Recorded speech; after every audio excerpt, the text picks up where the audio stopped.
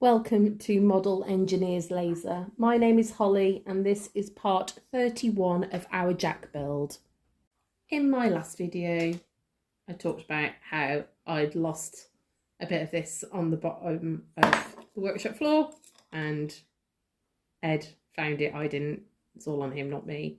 So you can see that they're all soldered on now in place, ready for the next part. So this next part, I'm going to move, Jack's just getting distracting from what I'm actually looking at. We're going to take off the stalks here. I'm going to cut those off on both sides because we are going to drill down through to make a recess, a hole. So when we use a bit of copper later to replicate the pipe work, we've got somewhere to place it in here and in here. And equally, there's a little divot in there. We're going to drill that out as well for the same because it's not actually that deep. So cut the two stalks off and drill 3 holes. That's the next step. I'll just move this so you can see what has happened next. There we are. We've taken those tabs off if they're ready for when they're fitted to the engine, and we can see that the wire that we bent up in a previous video to act as some piping now fits perfectly in the holes. You can see on that one as well.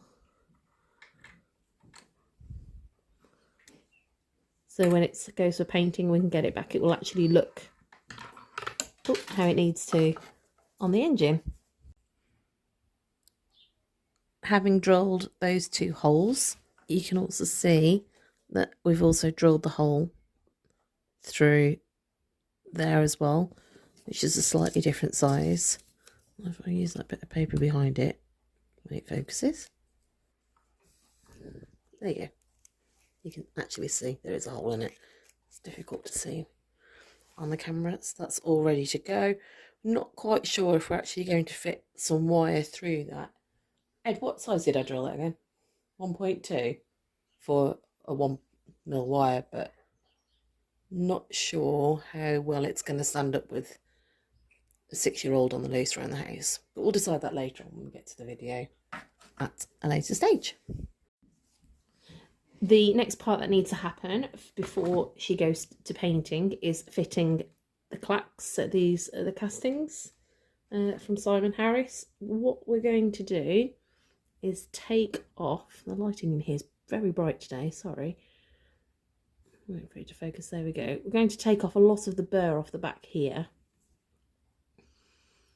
and leave a bit on to use as a locator when we drill through the boiler.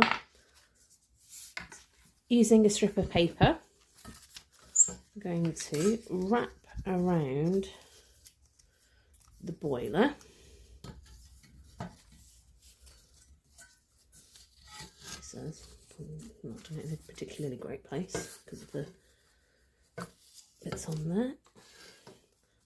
And then fold it where it meets. So I know that piece of paper is exactly the length of my boiler, and cut it or tear it, just double check that it's okay.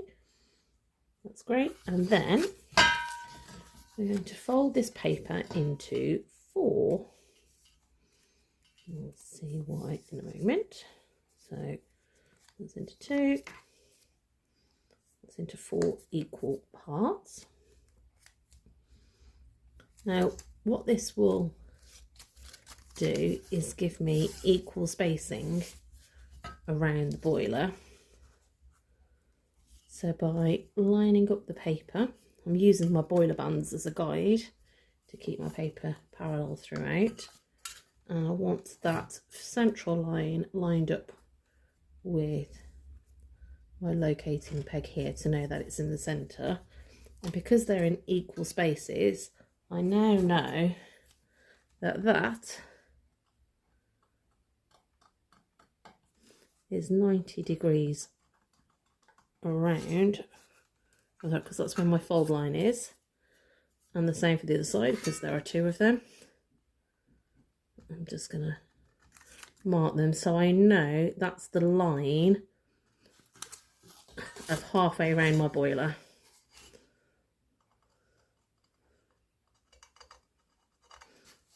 So when my boiler is upright, those will fit perfectly either side and be symmetrical. Hopefully the lighting's a little bit better now so you can see this. What we have done, or what I've done, is drilled a hole where I'd marked in the middle through there using the burr on the back of the casting trimmed off as a locator. I don't know if you can see. You can see just on the right, just there, look, where it comes through and has been soldered through in the inside and mirrored on both sides, so it is symmetrical as you go along. And I think we'd mentioned we have mentioned in a previous video that we'd put a screw in and soldered that through the top there for locating this. Now, we said Ed was going to turn something for me. What he's done is just turn this to the diameter of the inside, drilled a hole and tapped it, and has put a little O-ring in a groove. It's surprising. I know my husband engineering things. A bit of Dal would have done, to be honest, if you haven't got a lathe. It doesn't need to be anything. It is purely something to locate that onto there for when it is painted. The other thing that I've done is drilled a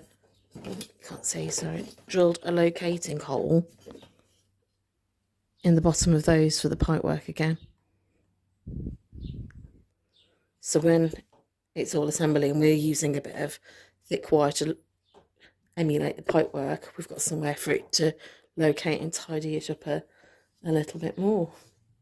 Now, that's kind of it for this video. We're ready to send her off painting. We're at the Stoneleigh show tomorrow, where we'll hand all the parts over for painting. So the next job is for me to put it all in a box, wrapped up nicely, to be sent away. It's only a short video, like I said, but our next video, she should come back with a nice coat of paint. Might do another video in between. Have a think about that. The next time you see the bodywork, she'll be all painted anyway. And there she is, ready to go. As again, thank you again as normal for following along with us, and you know the drill, like and subscribe to the channel. It's a free way you can help support us as a small family business to help keep us going and push our services to other people. So thanks once again, and we'll see you soon. Bye.